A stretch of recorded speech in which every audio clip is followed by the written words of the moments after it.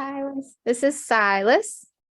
Aw. Oh my God, he's so cute. Say hello. Hi, Silas. Full head of hair. He came out with this much hair too. Oh my He's God. adorable. God, he is beautiful. Wow. Thanks. Okay.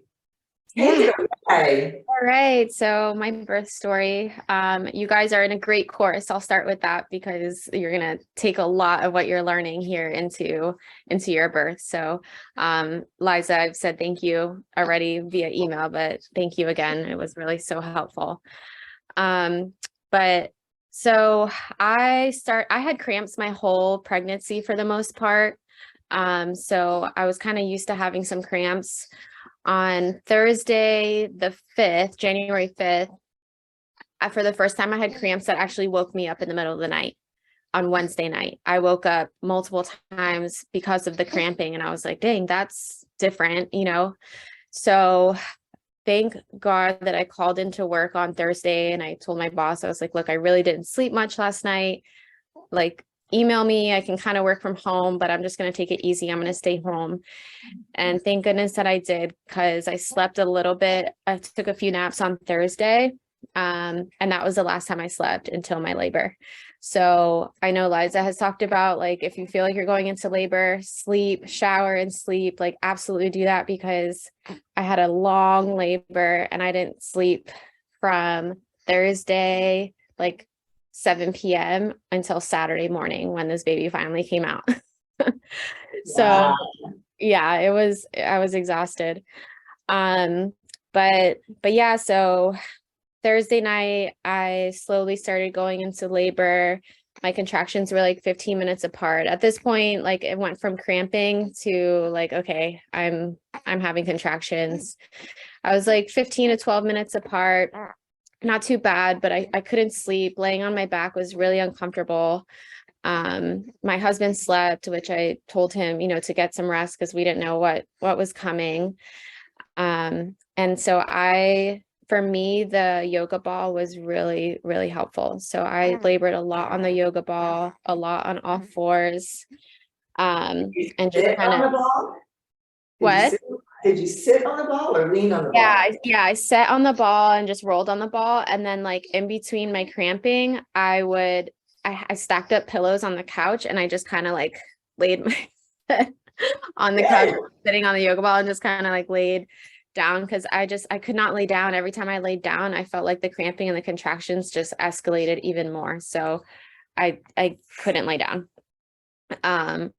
So yeah, just practicing like the breathing and the movements, and really like while the contractions were still very manageable in the sense of the pain level, I was really practicing on like the breathing and breathing through the contractions because I knew it was going to get worse, right? So at this point, I was the first time that I was practicing with a little bit of pain, and just like honing in my emotions. I definitely ate, definitely don't forget to eat and get your energy that you need to get. And so I didn't sleep all Thursday night. Friday morning, my mom landed and came in, and again, I was just laboring. And by this time, I was probably like closer to 8 minutes apart, my contractions. And by like noon on Friday, I was like, okay, this actually is kind of hurting. Like my contractions were hurting, and I was like, it's only going to get worse. I kind of got a little nervous, not going to lie. I was like, man, if it's hurting now, like, what is it going to be when I'm actually like really in transition? So I kind of acknowledged that. And I just, again, like just self-talk, a lot of mental self-talk, a lot of breathing, a lot of positive affirmations that I could do this, I could stick to it. Everything is healthy. This is normal. And just really like just coming in tune with my body.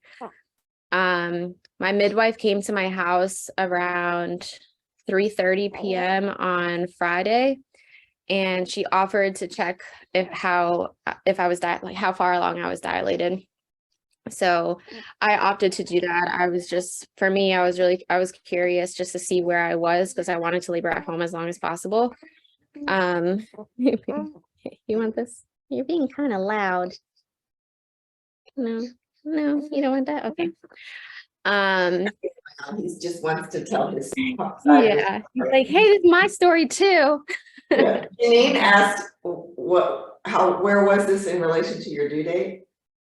Oh, I was early. This was at week I was 38 and like 2 on Thursday, I think.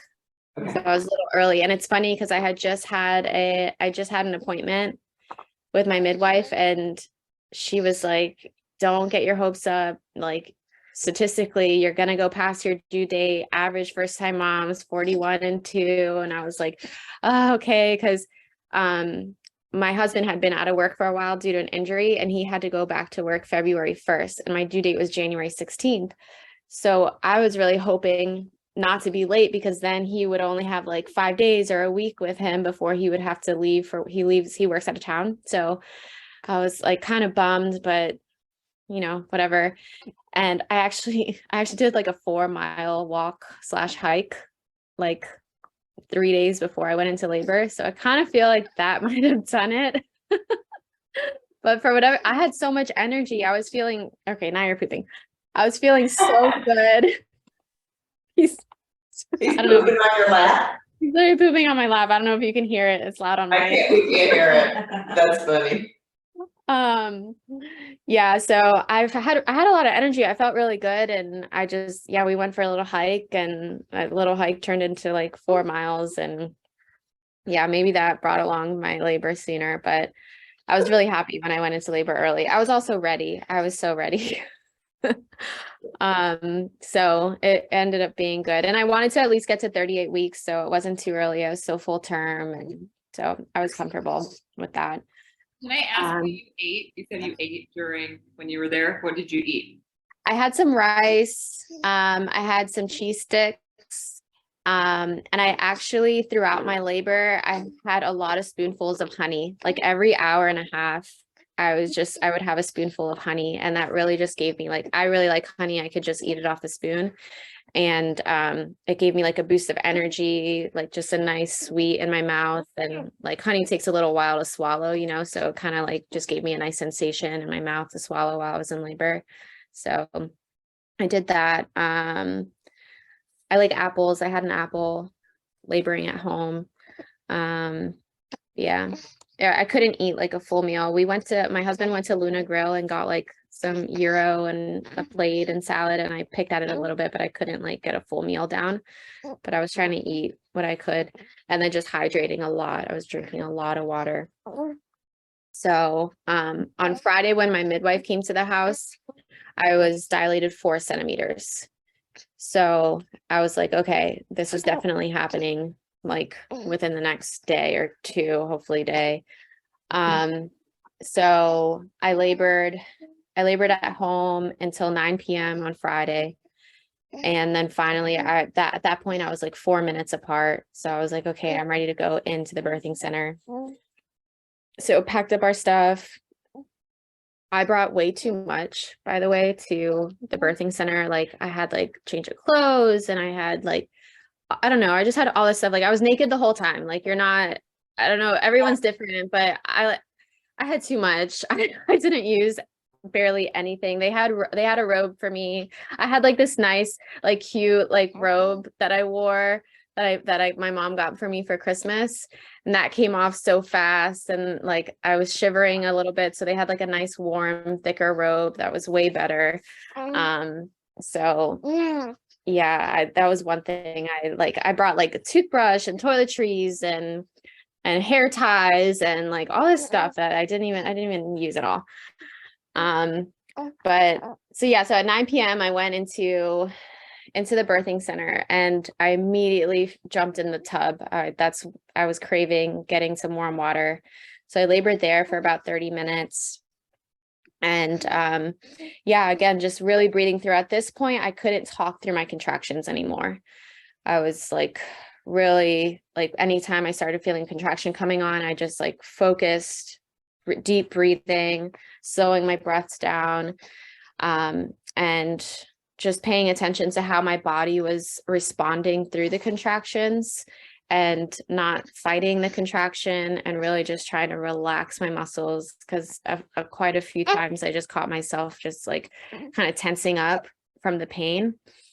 But it really is true. Like when you're not contracting, you don't feel any pain. Like you feel pressure, and yeah, you're obviously laboring, but like you're totally fine. So be confident in that like ice drill where it's like, okay, I can do this for a minute, right? I can deal with this pain for a minute and then it's going to go away.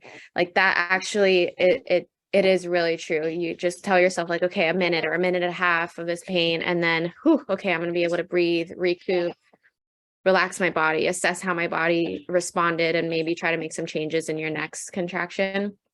That's kind of how I approach the situation. And your contractions kind of like, you get used to it until it levels up, right? You go through a contraction or two and you're like, okay, I could do that again. I could do that again. And then it gets more intense and you're like, oh shit, that's a hard contraction. That got worse. I don't know if you just heard him poop. He's just pooping away over here. There's a lot of the amount of that y'all are gonna deal with is insane. Like I wish I had his metabolism. I love it. So yeah, so then goodness, I around 3 o'clock, I was really starting to get 3 o'clock in the morning, sorry. So now we're Saturday, 3 a.m. and I'm still not pushing, like, and my contractions are like 2 minutes apart now, but my water hasn't broke, like, and I'm just not, I didn't get like a primitive instinct that I needed to push. So I asked my midwife to check my dilation, because personally for me, I really needed like some motivation. Like I was praying that she was going to check how far along I was dilated, and she was going to say like at least 7, if not 8, for me to kind of be like, okay, you know, we're making progress. Like I'm getting there. And thank goodness that happened. Thank goodness she didn't check how far along I was dilated and said like 5 or 6, because I think I would have just cried. So I was 8 centimeters dilated at that point. She didn't want to tell me what time it was. I remember asking what time it was, and she's like, you're in labor land. Don't worry about the time. Like you're just doing your thing. And then I like snuck away from her in the bathroom with my husband. And I was like, what time is it? Like, I need to know the time. I need some kind of information here. And it was 3:30, and my husband was great, super, just like rubbing my back, massaging me. Sometimes I honestly didn't want him to massage me. I was like, just let me have, during my contractions, I didn't want to be touched too much. It was in between my contractions that I wanted like to be massaged and rubbed, and that was helpful. I moved around a lot. I went from the tub to the shower to the bed to the birthing stool to the ball, the yoga ball again, I really liked, back to the shower. That was really helpful, just constantly kind of moving my body, breathing. For me, I found that during my contractions, I'd like to be low on the ground. So like in the shower, I'd be in the shower, and then when a contraction would come, I'd kind of do like a yoga squat or like a runner's pose. And that was really, felt better. yeah, it just felt better. It was, I don't know, I managed the pain better that way. So yeah, I was on my, like, even with the yoga ball, I was on my knees a lot. My knees kind of got sore by the end of my labor, because I was just like kneeling a lot on my knees and on the yoga ball, like leaning forward. And we had laid some towels down to help with that. And then finally I went back in the tub, and finally my water broke. And that was around like right after I'd asked what time it was. And I was How like, did you know your water broke while you were in the tub? I felt it. I like felt and heard the pop, and then like there was like bloody water in the tub. Like I could see the color and but I felt it pop. So I labored again in there for like 30 more minutes. And then I knew I personally didn't want to have a water birth. So I was like, okay, now that my water is broken, like I want to get out of the tub and be on ground and like hopefully start pushing soon. So yeah, again, I didn't feel like a primitive, like just I need to push, like I've heard some women talk about. So, I was asking my midwife, and she was like, that transition part where it's like you're feeling a lot of pressure versus pain. So I was feeling that, and I was like, okay, well, I mean, if you're saying it should be a lot of pressure, like a watermelon is coming out, like, then I'm feeling that. And she's like, okay, then next contraction, slowly start pushing, like feel it out. Don't push too hard. Just like, feel how that first push feels. Started pushing in different positions, just trying to see what I was comfortable in. I pushed on the birthing stool a couple times, or 2 times. And by the second time I was like, okay, I made no progress during that push. Like I could feel that like nothing happened. I was like, get the stool away from me. I don't want it.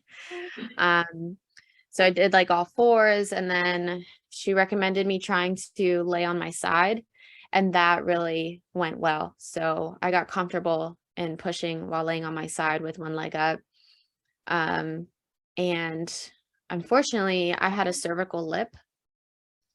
So he was like not coming out. I was pushing and he wasn't coming out. The cervical lip was in the way.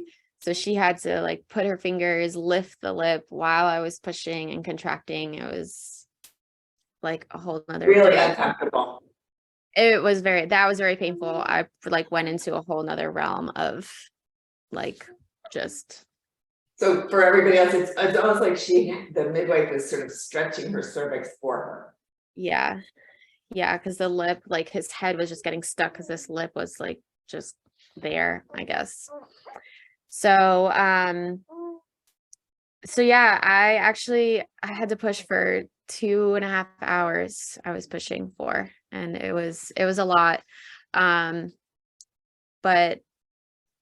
it was so manageable. Like during it, I was vocal. I was a lot more vocal than I thought I was going to be. Yeah, I don't know. I'm one of those people where I was like, oh, I have a high pain tolerance, which I think I do, but I was dropping F-bombs, screaming, oh my God. When the F-bombs started dropping, my midwives were like, yeah, we like when the F-bombs come out. That's awesome. So they were super motivating, like, just making every push count. Don't hold back with any of your pushes. Like, and at first I was pushing with my legs.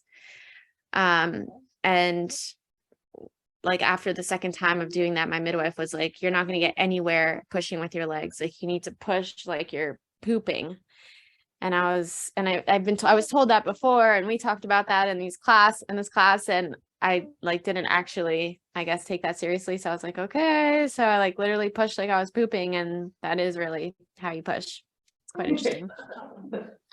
So dove into that, and yeah, just change positions. I changed positions a few times, but I eventually ended up delivering in that side laying position with my leg up. So finally his head came out. And then luckily his body came out really quick after that. I didn't have to push. I only did one more push and the rest of his body came out. Wow. And it is absolutely incredible. Like it goes from a lot of pain to absolutely nothing. Like that baby comes out and you feel zero pain. Like everything just immediately is just completely gone. So that was nice. That was really incredible, actually. And isn't it kind of shocking that there's a baby there? It is. Yeah. I was like, oh my gosh, like I feel absolutely nothing. And then I birthed my placenta and that went well. I had a little bit of a fear with my placenta, and just making sure it was intact. And I had a sister-in-law who had a placenta issues during her home birth. So that was like a little bit of fear that I had going into my natural birth. But I focused on releasing that through my pregnancy. But once my placenta came out, I was like, is it okay? Is it intact? And, and she's like, yeah, everything's good and fine. So that went well. I did have a tear, but it wasn't too bad. It didn't hurt terribly at all. At that point, after you give birth and you just went through all of that pushing and pain, like a tear is like nothing. You're like, okay, cool. Yeah. Um, so yeah, what else? What, oh, go ahead. I Go don't wanna ahead. stop. Well, I was just gonna say, what would you say Chris would say was the hardest part for him, do you think? His was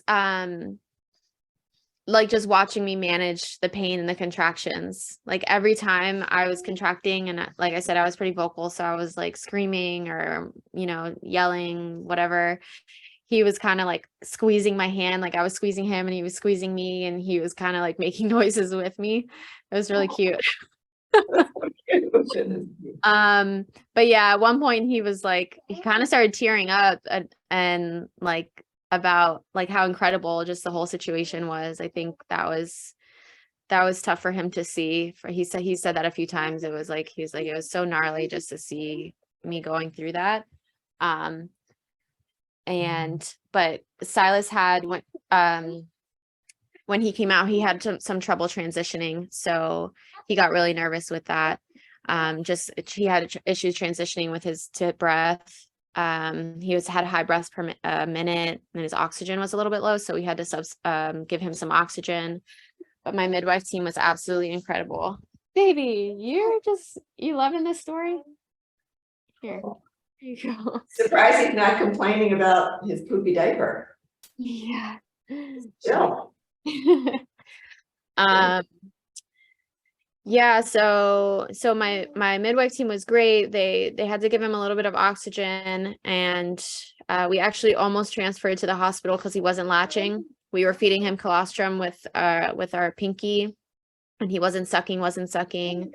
And it's funny, it's like we made the decision to go to the hospital, and he was like, oh no, we're not going to the hospital. And 30 seconds later he started sucking on my midwife's pinky when feeding the colostrum, and then he latched, and kind of everything leveled out from there. And we had to monitor him for a few days with that, but thank God it ended up being fine. And my midwife team was really responsive to the situation and just kept me calm, and everything really worked out. But I have a question for you. You said the colostrum. So did that naturally come after you gave birth, or were you pumping? You've got colostrum right now, Oz. Before it come out. Oh, yeah. I hand expressed it into a spoon. Okay. He wasn't latching. And we were wanting to get him the colostrum because he was having some troubles with oxygen, and it's just powerful for them, and the nutrients and everything. So they wanted to try to get as much colostrum into his system, even if we were going to transfer to the hospital. So yeah, I hand expressed it into a spoon. And That's then, what I was wondering. You'll learn about that in class 7. Okay. yeah, Thanks. yeah, no problem. Anybody else have a question? Yeah. Janine has a question. Oh, I guess it's kind of simple. Based on the description, which was very good, thank you. Would you consider this a textbook labor, or? I don't think so, just because I labored for so long. I didn't anticipate, like, I mean, I would consider technically I started my labor Thursday night, if you want to say, you know, like around 9-10 p.m. I tried to go to sleep, and I could not sleep. It was too painful, the contractions. There's such a wide range of textbook labor. I mean, a textbook labor could be 8 hours, and it could be 37 hours. Yeah, so I labored Thursday night. I started laboring, and he wasn't born until 6:16 on Saturday morning. So It's a long time. Yeah, it was a long time. I was delirious. I was absolutely delirious. And like during they were checking me out, we stayed a little bit longer than normal because of what they were monitoring his vitals. You know, they were giving me instructions on the pee and the poop and going through the binder, and I was just like, my eyes were just falling shut. I couldn't even process. Like thank goodness they had everything in a binder, because I was able to look at it later, but I didn't know what she was saying to me when I was going home. And that's actually even pretty normal, because I mean, I deal with the new moms at the hospital too, and everybody's like, do this, do that, and it's just going in one ear and out the other, because Yeah. it's just overwhelming. Yeah, it was just too much. And so because my labor was so long, one of my midwives suggested getting a midwife assistant to come to the house and take care of him and monitor his vitals while we slept, because we were monitoring his vitals, they didn't want us sleeping while he slept. They wanted someone awake with him at least for the first 48 hours. So, but we were so exhausted from, the night and the whole day and the night before that we had a midwife assistant come to the house like a few hours after we got home. And so we slept, I fed him, and then she would just skin to skin, just hold him, sleep, and I would just wake up, feed, and go back to sleep. And that was a really nice resource to have. So might be something that you guys, I didn't think about it ahead of time, but might be something that you can talk Most to. of them are giving, I think all of them are gonna go to the hospital, so. Okay. They go to stay, she gave birth at an Allen Hospital Birth Center. Yeah, you could still have, like, my neighbor had a hospital birth and she's having a hard time sleeping, and I referred one of my midwife assistants to her for a night nurse to help her. So I got a lot of resources. if you find, I was gonna say, I'm sure you can maybe have a local midwife assistant or even a doula that can just like, you can just feed and go right back to sleep, and they can just for a couple hours after the birth. It was worth every penny for us because I had such a long labor. I hadn't slept in 2.5 days. That's hilarious. Oh my Did- God. I have another question. Did you actually end up eating or drinking during your like active labor? I know you said honey. Were you having like honey throughout too? I had some yogurt. Oh yeah, I Yeah, was having okay. honey all the way throughout. I had some cheese sticks. I was eating throughout my entire labor. Okay. Yeah. Yeah, Yeah. you wanna keep your energy up. You Yeah. don't- Definitely. It's like running a marathon on starvation if you don't. Yeah, definitely. Definitely. And like your body is obviously going to produce the energy that it needs to go through this labor. So, but your husband might not have that same energy. So try to get him to get some sleep and have snacks for him as well, because what your body is producing to do what it's doing is not the same thing. So I was able to stay up for 36 hours because I was, about to bring a baby into this world. On Friday, like I made sure that my husband slept while I was laboring, because there was really nothing he could do at certain points, and it was still like the contractions were still very manageable. So, and that definitely saved him, because then he was up with me all night Friday night. You did an amazing job Thank you. and an amazing job telling your story too. Thanks. I'm trying to think if I have any other like advice or something maybe that I didn't expect. I have a quick question.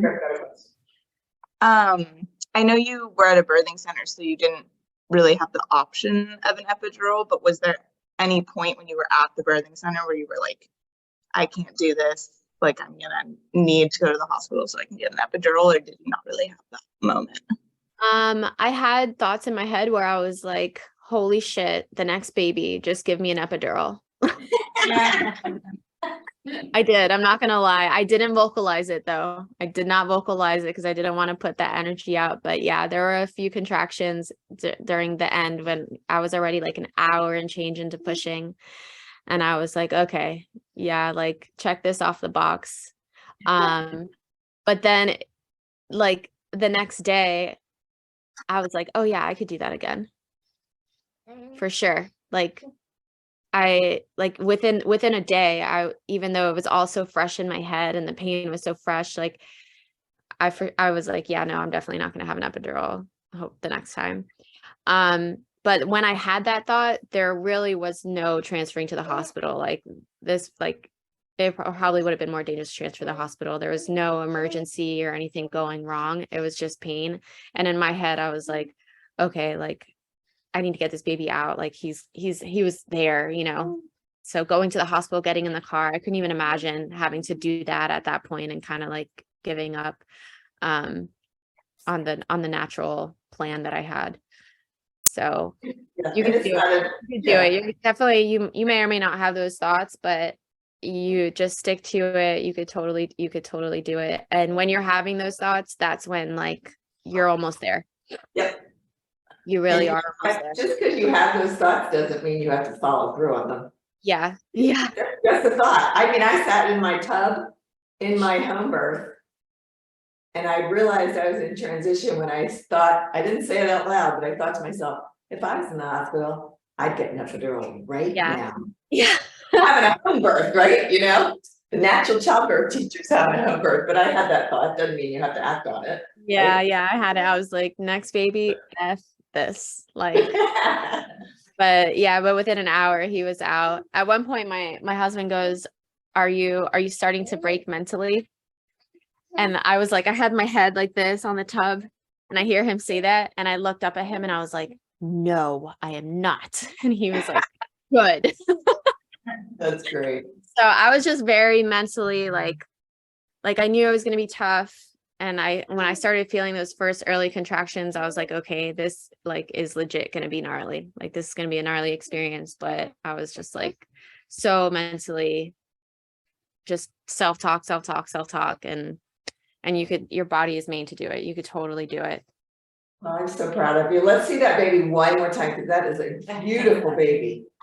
He's got a big old binky in his mouth right now. But He's got a big old poop in his diaper. yeah, that too. Yeah, when he was coming out, my midwife was like, oh my God, he's got a head full of hair.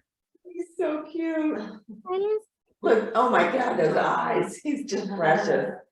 I'm so proud of you. I'm so happy for you. You did the most amazing job. You did a great Thank you. job Thank you. on Your this class, story. your class prepared me so well. Like the mental aspect of it is really everything. Physically, you could so do it. And not